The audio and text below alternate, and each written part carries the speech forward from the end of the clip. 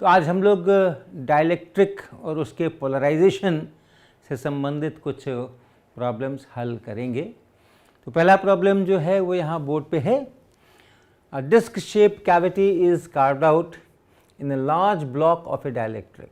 तो कोई बड़ा सा डाइलेक्ट्रिक है और उसमें हम एक डिस्क टाइप की कैविटी उसमें से निकली हुई है, ऐसा डिस्क टाइप की कैविटी ये निकली हुई है। The dielectric has a uniform polarization P naught in the direction parallel to the axis of the cavity। तो ये जो कैविटी है ये बॉक्स टाइप कैविटी, तो उसके अंदर में हमने एक उसका जो एक्सिस है उसके पैरेलल डाइलेक्ट्रिक में सब जगह पे पोलराइजेशन है। जहाँ जहाँ मटेरियल है वहाँ वहाँ ये पोलराइजेशन है और P नॉट पोलराइजेशन और इधर के डायरेक्शन में है, parallel to the axis of the cavity. Find the electric field in the cavity due to polarization. इस पोलराइजेशन के कारण से, ये जो पोलराइजेशन है इसके कारण से कैविटी में क्या फील्ड है ये अपने को पता करना है। तो चूंकि लार्ज डाइलेक्ट्रिक ब्लॉक कहा जा रहा है इसलिए इसका जो बाहर का सरफेस है वो बहुत दूर है और वहाँ पे जो चार्जेस आएंगे उनके कारण से हम यहाँ फील्ड नेग्लेक्ट कर सकते हैं। यूनिफॉर्म पोलराइजेशन है तो कोई वॉल्यूम चार्ज नहीं है, यहाँ सब जगह पर कोई चार्ज नहीं है, जो है सो सरफेस पे है, जो आउटर सरफेस पे है वो बहुत दूर है और यहाँ पे सरफेस है, यहाँ सरफेस है, यहाँ सरफेस है। तो अगर हम देखें ये जो सरफेस है किसका, ये सरफेस है डाइलेक्ट्रिक का। कैविटी का भी सरफेस है लेकिन हम डाइलेक्ट्रिक के सरफेस की बात कर रहे हैं यहाँ पे इसको। तो जो हमारा नॉर्मल लेंगे, यूनिट नॉर्मल, वो अंदर की तरफ लेंगे मटेरियल से अपोजिट ऐसा, और जो यहाँ पोलराइजेशन है वो ऐसा है और इसलिए जो सिग्मा है, सिग्मा बी इस सरफेस के ऊपर पी डॉट एन कैप, यानी पी नॉट है और फिर माइनस साइन के साथ में, क्योंकि एन और पी अपोजिट हैं तो ये ऐसा है। इतना चार्ज डेंसिटी है यहाँ पे ऐसा, और ये जो सरफेस है इस पर भी हम देखेंगे तो यहाँ जो n लेंगे वो इधर को लेंगे, फिर से वही यहाँ मटेरियल है तो मटेरियल जहाँ ख़त्म होता है उस तरफ हम ये n कैप लेते हैं और इसलिए ये जो सरफेस है इस पर जब सिग्मा बी लिखेंगे, ये अपर सरफेस, और जो नीचे वाली सरफेस है उस पर जब लिखेंगे p डॉट एन कैप तो वो प्लस पी नॉट बनेगा लोअर सरफेस। इसके अलावा ये कर्व्ड सरफेस भी है, इसका ये कर्व्ड सरफेस भी है, लेकिन यहाँ जो हम परपेंडिकुलर खींचेंगे बाहर ये अंदर कैविटी की साइड में वो परपेंडिकुलर हो जाएगा इस पी से और इसलिए वहाँ कोई चार्ज नहीं आएंगे। इस कर्व्ड पार्ट पे कैविटी का ये जो कर्व्ड वाला पार्ट है उस पर नहीं आएंगे, यही चार्ज इतने रहेंगे। और अगर ये पतली सी डिस्क टाइप की कैविटी है तो वैसी हालत में, और ये बड़ा सा है तो वैसी हालत में हम इनके कारण से जो लिख सकते हैं यहाँ पे electric field in the cavity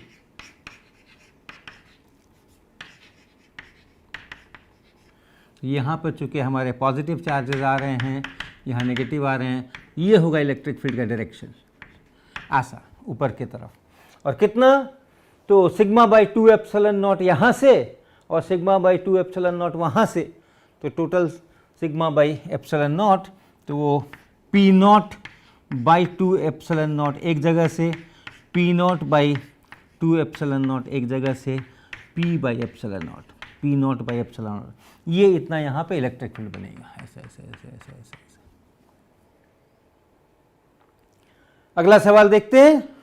ये दूसरा सवाल है, consider a cubical volume of 1 centimetre cube filled with liquid helium, density 0.14 gram per centimetre cube as shown in the figure। ऐसा ये x axis, y axis, z axis, और जो एक corner पर, क्यूब के कॉर्नर पर ये ओरिजिन है और जो एक्सिस है वो इसके एजेस के पैरेलल हैं। An electric field is applied in the z direction because of which the electrons in each atom shift by 0.1 nanometer opposite to the field direction। So electric field जो है वो ऐसा apply किया गया है, ऐसा इलेक्ट्रिक फील्ड अप्लाई किया गया है और उसके कारण से हर एक इलेक्ट्रॉन शिफ्ट हो गया है by 0.1 nanometre opposite to the field direction. Find the dipole moment induced in each atom, the polarisation vector and the bound charge induced on the surface. ये करना है अपने को. तो सबसे पहले एक dipole moment induced in each atom. तो हीलियम है, हीलियम के अंदर आप जानते हैं कि 2 इलेक्ट्रॉन्स होते हैं हर एटम के अंदर में और दोनों इलेक्ट्रॉन्स जो हैं वो 0.1 नैनोमीटर माइनस z डायरेक्शन में खिसक गए हैं. तो पॉजिटिव चार्ज अगर यहाँ रखते हैं +2e और नेगेटिव चार्ज नीचे आ गया है -2e और कितना नीचे आ गया है तो यह है 0.1 नैनोमीटर. ये डायपोल बन गया. हर एक एटम अब डायपोल बन गया. उसके जो चार्जेस पॉजिटिव हैं वो अपनी जगह पे और नेगेटिव चार्ज नीचे आ गए हैं. तो ये डायपोल बन गया और इसलिए जो डायपोल मोमेंट है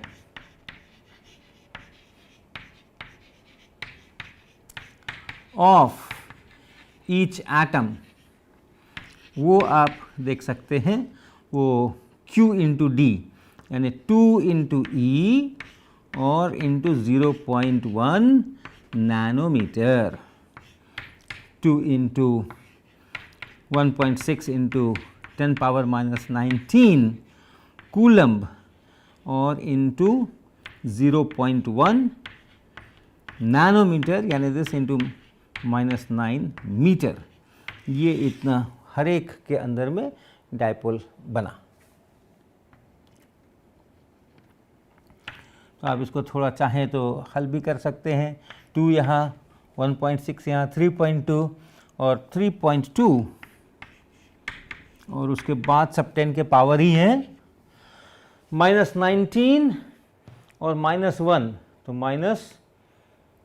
-20 और फिर यहाँ से -9 -29 कूलम्ब. ये कूलम्ब है, इतना कूलम्ब है ये और इनटू ये यहाँ पे मीटर है.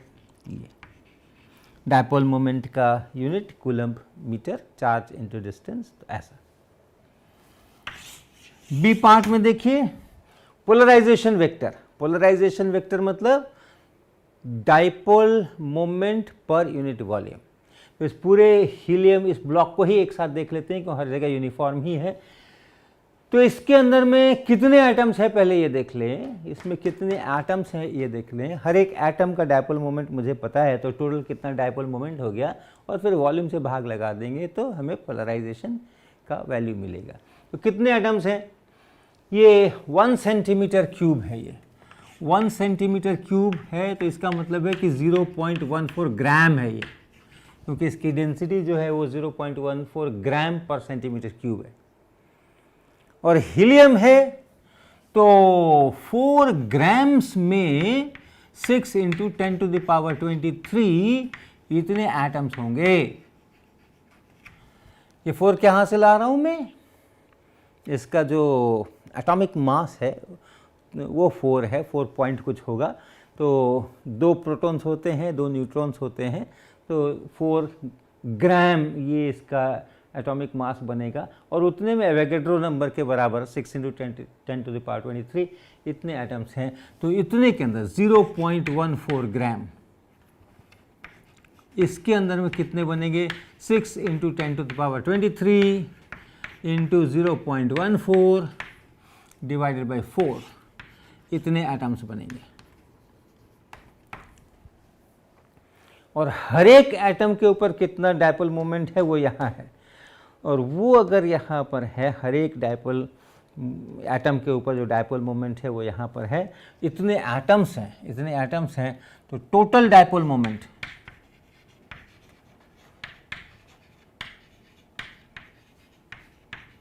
ऑफ द क्यूब, ये पूरा जो क्यूब है हीलियम का जो पूरा क्यूब है इसका जो डायपोल मोमेंट है वो आप मल्टीप्लाई कर देंगे 6 into 10⁻23 0.14 by 4 into 3.2 into 10⁻⁻29 coulomb metre.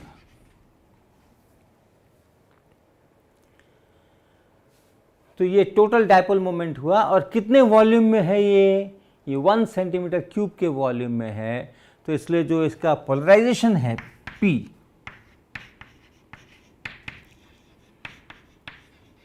जो कि dipole moment per unit volume है, तो इसको आप भाग लगा दें, ये जितना भी है, ये जितना भी है,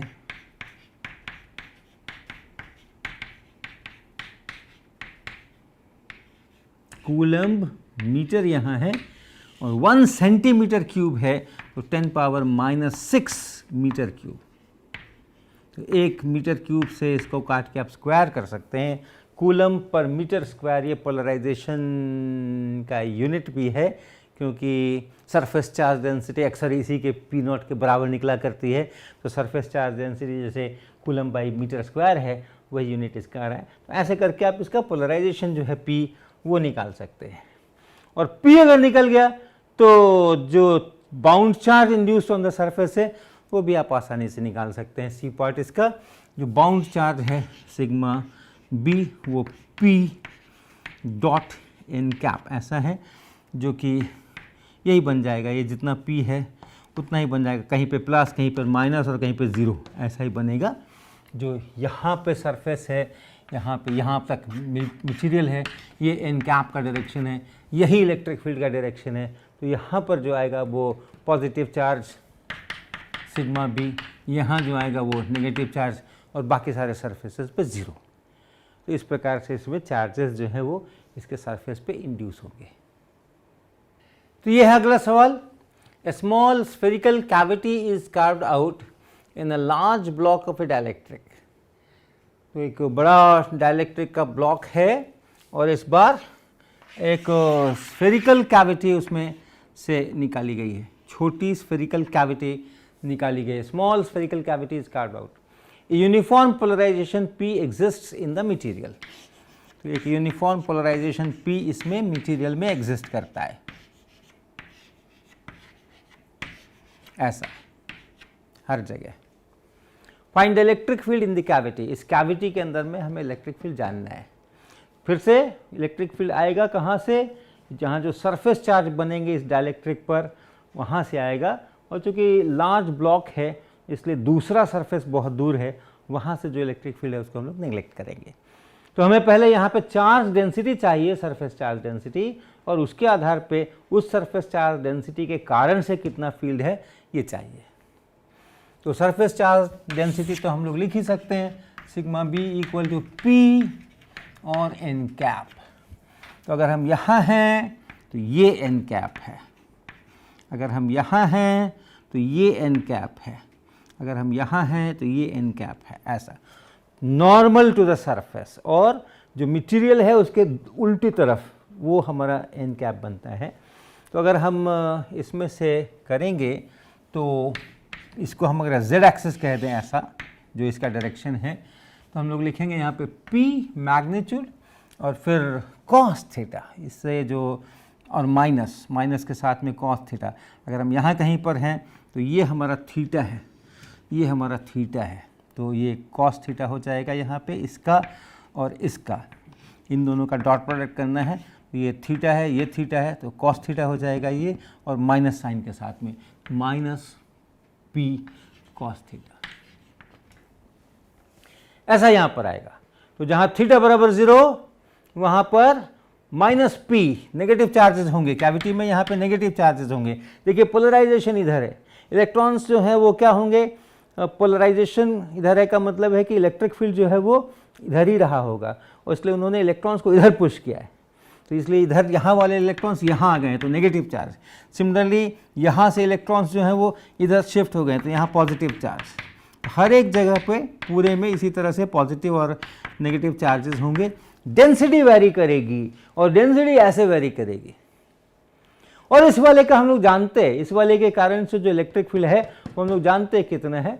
वो इलेक्ट्रिक फील्ड जो है वो यूनिफॉर्म होगा, और ये P/3 एप्सिलॉन नॉट इतना आएगा और इसी डायरेक्शन में आएगा। तो हम लोगों ने ये करके रखा हुआ है कि सिग्मा नॉट cos थीटा वही डिस्ट्रीब्यूशन है P cos theta with negative sign, उल्टे साइन के साथ में।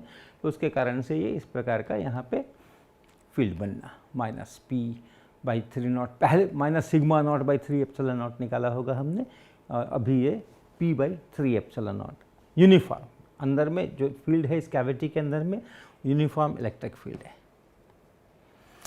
और अगले सवाल पे चलते हैं। तो ये है अपना अगला सवाल, a long thin cylindrical cavity is carved out from a big dielectric material with a uniform polarization P parallel to the axis of the cavity। तो इस बार हमारे पास में फिर से एक बड़ा सा ब्लॉक है, और उस बड़े से ब्लॉक में हमने एक cylindrical long thin cylindrical cavity ये खाली की हुई है, ये जगह खाली की हुई है। The radius of the cavity is R, ये जो इसका रेडियस है इस कैविटी का, ये सिलेंडर है उसका जो रेडियस है वो R है, एंड लेंथ इज L, ये यहाँ से आता है ये, and its length is L। Find the electric field at the centre of the cavity, यहाँ पे हमें इलेक्ट्रिक फील्ड चाहिए। तो अब तक आप समझ ही गए कि हमें क्या करना है, पहले यहाँ पे चार्जेस पता कर लेने हैं, और उसके बाद उन चार्जेस के कारण से यहाँ पे फील्ड निकाल देना है। और चार्जेस भी निकालना वो भी आपको अब तक पता हो गया, sigma B is P dot n cap ऐसा। और ये अगर करते हैं हम तो यहाँ पे इस तरफ अगर ये पोलराइजेशन का ये P है parallel to the axis of the cavity, तो वैसी हालत में P डॉट n कैप हमको इस साइड में लेना है, यहाँ पे नेगेटिव चार्जेस आएंगे, नेगेटिव चार्जेस अपर सरफेस पे, तो माइनस P ये इतना ऑन द अपर सरफेस, और लोअर सरफेस पे जब जाएंगे तो यही हो जाएगा प्लस P लोअर सरफेस।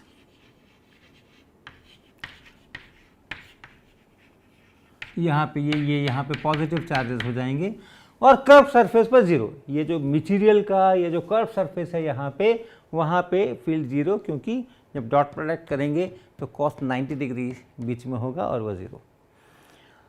और इसलिए इस ये जो यहाँ पर जो ये मटेरियल है डिस्क शेप का, यहाँ जो चार्ज है वो चार्ज हो जाएगा पाई R स्क्वायर और इंटू P नेगेटिव के साथ में।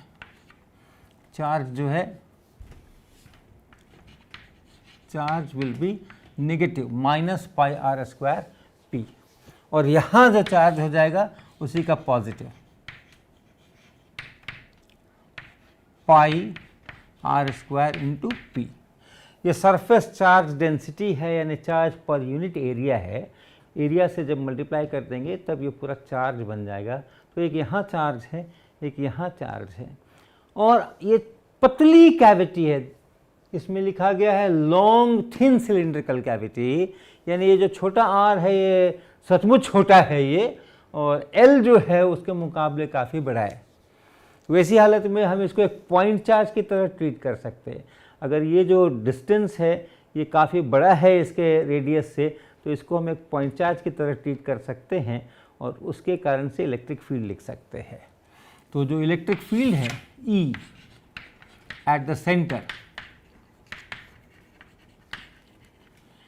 Due to the upper surface, due to the upper surface,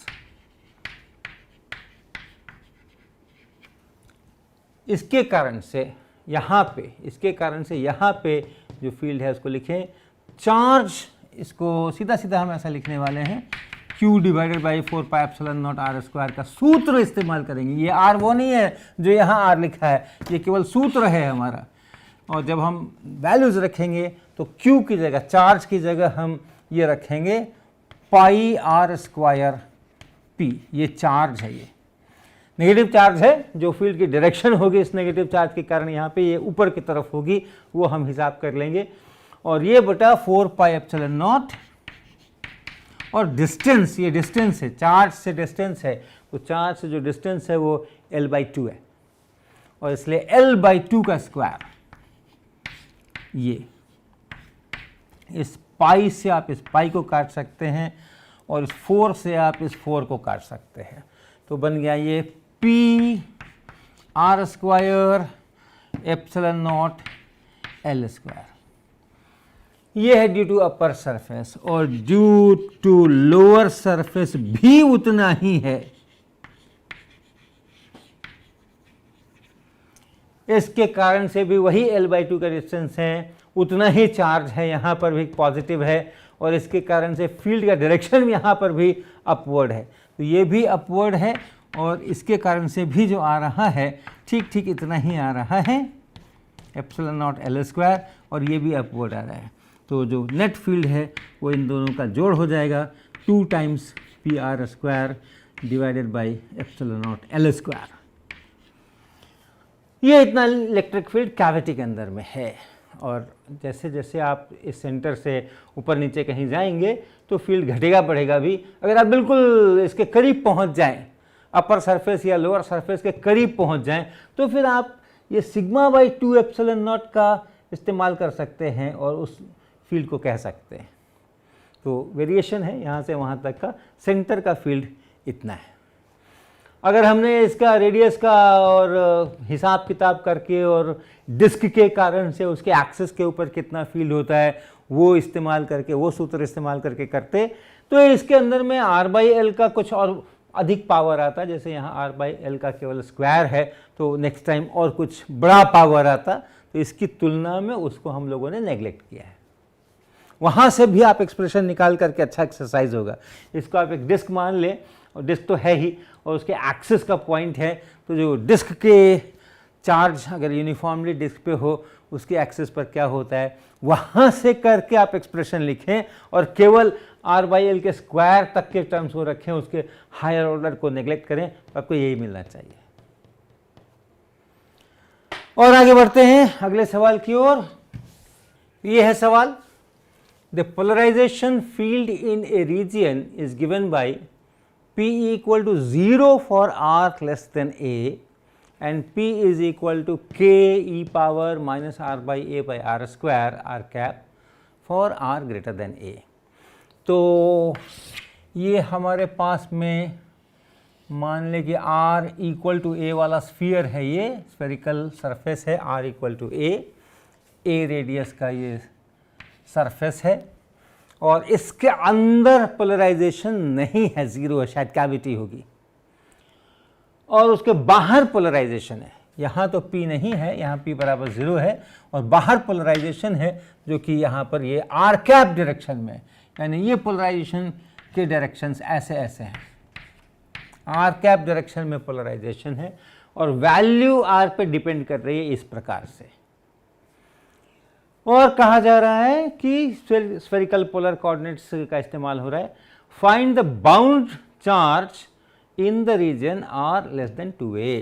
इसके आगे ये पूरा पोलराइजेशन है, और 2A रेडियस का एक स्फेरिकल सरफेस बनाएं, और शुरू से लेकर यहाँ से लेकर के और इस पूरे वॉल्यूम के अंदर में R लेस देन 2A, इसके अंदर में कितना टोटल बाउंड चार्ज है वो पता करना है। तो दो जगह से ये बाउंड चार्ज आएंगे, एक तो ये जो सरफेस है यहाँ से बाउंड चार्ज आएगा, और एक यहाँ चूँकि अब P वैरी कर रहा है तो वॉल्यूम चार्ज डेंसिटी भी आने वाली है, वहाँ से इस पूरे में फैला हुआ भी चार्ज है, वहाँ से भी चार्ज आएगा, तो वो टोटल चार्ज अपने को लिखना है। Charge on the surface R equal to A, इस सरफेस पे पहले चार्ज लिखिए, sigma B will be P and dot n cap, और अब इधर ये डाइलेक्ट्रिक मटेरियल है और ये उसका सरफेस है, तो हम जो परपेंडिकुलर खींचेंगे वो ऐसा खींचेंगे इस तरफ को, यानी माइनस R कैप के डायरेक्शन में। तो जो यहाँ पर ये P है वो है K times e power minus R/A by R² R cap, ये है P, और डॉट माइनस R कैप ये है हमारा n कैप, और इसलिए ये बन गया, और कहाँ पे, R इक्वल टू A पे, तो इसलिए ये जितना R आप देख रहे हैं ये सब A है, तो इसलिए ये हो गया minus R cap dot R cap is 1, ये इतना K इंटू E पे पावर माइनस 1, क्योंकि R बराबर A है, और बटा A का स्क्वायर, अर्थात ये हो गया minus K by E times A square. ये है charge density, surface charge density. तो जो टोटल चार्ज है इस पूरे सरफेस पे, वो टोटल चार्ज आप लिख सकते हैं Q1, ये इस सरफेस पर है, on the surface, charge on R equal to a. तो ये सिग्मा B और इंटू 4 पाई ए स्क्वायर, क्योंकि कांस्टेंट है, ये सारा कांस्टेंट ही है, इसलिए जस्ट आप उसके एरिया से मल्टीप्लाई कर दीजिए। 4 पाई ए स्क्वायर से मल्टीप्लाई कीजिए तो ये बना माइनस और 4 पाई और के और बाई ई। इसको आप 4 पाई ए स्क्वायर से मल्टीप्लाई करेंगे, 4 पाई ऊपर होगा, ए स्क्वायर कटेगा, माइनस 4 पाई के बाई ई। ये इतना चार्ज यहाँ पर है। अब आए इस रीजन के अंदर में, R इक्वल टू ए से लेकर के 2a तक जो वॉल्यूम चार्ज है उस पर आए। रो बी, तो rho b is minus divergence of P, अर्थात माइनस डाइवर्जेंस ऑफ P, और P का मतलब है K ई पे power minus R by a divided by R square R cap.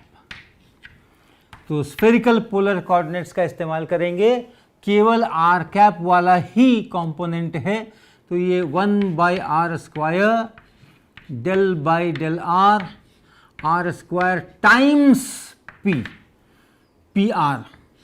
तो ये PR उतना ही है जितना कि ये पूरा ये P है, अर्थात यहाँ पे 1 बाई R स्क्वायर और फिर डेल डेल R, और R स्क्वायर से इसको मल्टीप्लाई कर दीजिए, इस P को R स्क्वायर से मल्टीप्लाई कर दीजिए, तो ये ख़त्म हो गया, बच गया K ई पे पावर माइनस R बाई ए, यानी K ई पे power minus R by a, ये इतना बच गया। जो इसका R कैप की तरफ कंपोनेंट है ये वाला, वो हम लिख रहे हैं, और चूंकि पूरा का पूरा फील्ड R कैप की तरफ है, तो वही जो मैग्नीट्यूड है इस पोलराइजेशन फील्ड का, वही यहाँ पे मैग्नीट्यूड हमें लिखना है, R स्क्वायर से मल्टीप्लाई करना है, तो ये ख़त्म हो गया, और ये इतना, तो 1 बाई R स्क्वायर यहाँ डेल डेल R कर दीजिए, तो K ये ले लीजिए, माइनस 1 बाई ए ले लीजिए, और ई पे पावर माइनस R बाई ए कर दीजिए। ये है चार्ज डेंसिटी, और ये चार्ज डेंसिटी R पे डिपेंड कर रही है। A से 2a तक जाना है तो R बदल रहा है यहाँ से यहाँ तक में, तो हमें अगर चार्ज चाहिए, टोटल चार्ज, तो हमें इंटीग्रेट करना होगा। तो Q2 अगर आप लिखना चाहते हैं तो इसको इंटीग्रेट करना होगा, रो बी डी टाउ ये करना होगा, और ये आप आराम से कर सकते हैं, 1 बाई R स्क्वायर K और माइनस यहाँ A यहाँ लगा लीजिए, तो इसका हिसाब हो गया, और ई पे power minus R by a, ये तो है चार्ज डेंसिटी, ये माइनस यहाँ है, और AR स्क्वायर है, ये यहाँ माइनस लिख लेते हैं, और ये A यहाँ लिख लेते हैं। तो ये माइनस लिख लिया हमने, ये A लिख लिया हमने, और K लिख लिया हमने, और R स्क्वायर लिख लिया हमने, और ये लिख लिया हमने, इनटू 4 पाई R स्क्वायर डी आर, क्योंकि केवल R पे डिपेंड करता है, थीटा फाई पे डिपेंड नहीं करता। तो जो sine theta d theta d phi है उसका इंटीग्रेशन होकर के 4 पाई हो जाएगा, या आप सीधा इंटरप्रेट कर सकते हैं कि हमने R और R प्लस डी आर का के बीच का ये शेल ले लिया, और उसके अंदर में कितना चार्ज है वो देख लिया, और फिर उसको इंटीग्रेट कर दीजिए। तो बस इसको इंटीग्रेट कर दीजिए, काम खत्म है। K माइनस K, और इस R स्क्वायर से आप इस R स्क्वायर को कट कर सकते हैं, तो माइनस K और 4 पाई भी है, तो 4 पाई K माइनस, ये कर लीजिए, इसको भी ले लीजिए, इस बटा A को भी ले लीजिए, तो माइनस ले लिया, इस A को ले लिया, इस K को ले लिया, उस 4 पाई को ले लिया, सिर्फ इसको इंटीग्रेट करना है। इसको जब इंटीग्रेट करेंगे, ई पे power minus R by a divided by minus 1 by a, ये आएगा, और A से 2a तक इसमें लिमिट रखना है अपने को। तो ये कर लीजिए, यहाँ पर आप इसमें 2a रख दीजिए, तो ये e पे पावर -2 हो जाएगा, 1/e² हो जाएगा। और यहाँ पर जब a रखेंगे तो e पे पावर -1 यानी 1/e हो जाएगा। ये करके ये एक्सप्रेशन कर दीजिए, और जो टोटल चार्ज q आपको मिलना है वो q1 + q2 मिलना है, ये कर लीजिए, और इस तरह से टोटल चार्ज आप निकाल डालिए। ये थोड़ा सा अभ्यास किया हमने जो हमारे बाउंड सरफेस चार्ज डेंसिटी और बाउंड वॉल्यूम चार्ज डेंसिटी, अगर हमें पोलराइजेशन पता हो किसी डाइलेक्ट्रिक में तो हम लिख सकते हैं, उसका हम लोगों ने आज ये अभ्यास किया है।